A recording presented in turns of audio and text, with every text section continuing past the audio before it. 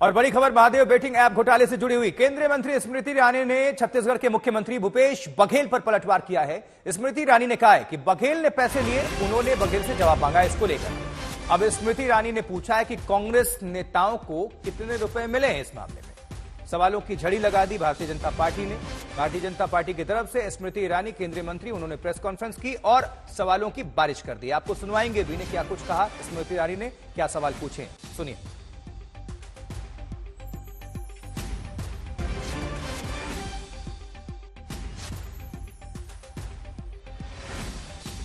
मैं भूपेश बघेल जी से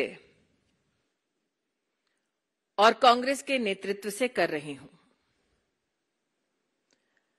असीम दास ने अपने स्टेटमेंट में यह कबूल किया है कि वो दुबई से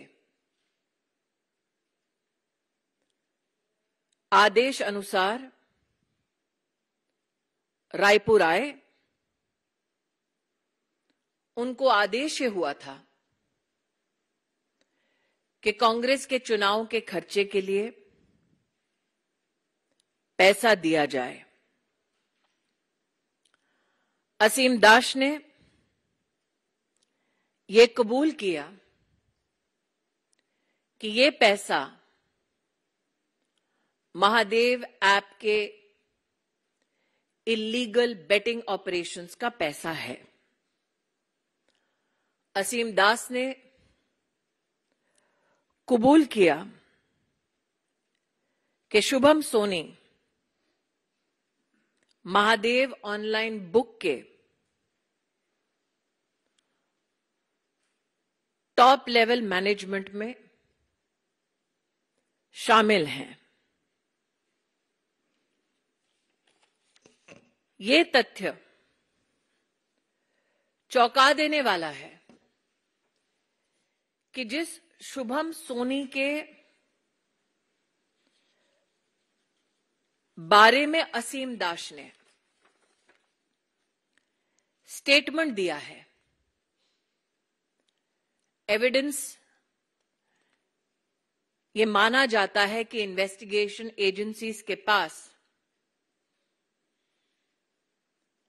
शुभम सोनी की आवाज में भी उपलब्ध है। तो इस पूरे मामले को लेकर भारतीय जनता पार्टी के नेता हमलावर हैं छत्तीसगढ़ के मुख्यमंत्री और कांग्रेस सरकार पर। लेकिन इसी बीच अभिषेक मनु सिंघवी क्या कह रहे हैं, आपको सुनवाते हैं, सुनिए।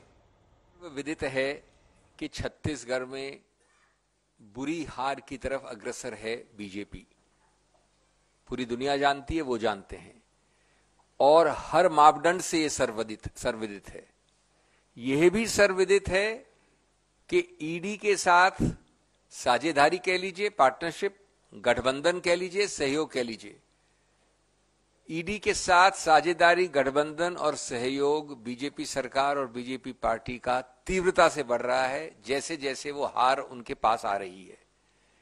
लेकिन ऐसे मापदंडों के बाद भी इतनी घृणात्मक स्थिति पहुंचाएगी ये सरकार बीजेपी वाली और बीजेपी पार्टी, ये मैं समझता हूं इस देश ने सोचा नहीं था। और ये क्यों घृणात्मक बताना चाहता हूं आपको, जो उन्होंने खुद ने कीर्तिमान और मापदंड और मील पत्थर स्थापित किए उनसे भी आगे जाता है ये केस। तो इस पूरे मामले को लेकर छत्तीसगढ़ के पूर्व मुख्यमंत्री रमन सिंह क्या कह रहे हैं और भूपेश बघेल क्या सफाई दे रहे हैं, आपको हम सुनवाते हैं दोनों नेताओं की प्रतिक्रिया। इससे बड़ा मजाक और क्या हो सकता है कि आप किसी सूबे के मुख्यमंत्री पे किसी आदमी से मार पीट के या दबाव डाल के बुलवा दो, मैं किसी को पकड़ लूं और बोल दूंगा यदि प्रधानमंत्री का नाम लेने के लिए, तो क्या प्रधानमंत्री से पूछताछ करेंगे?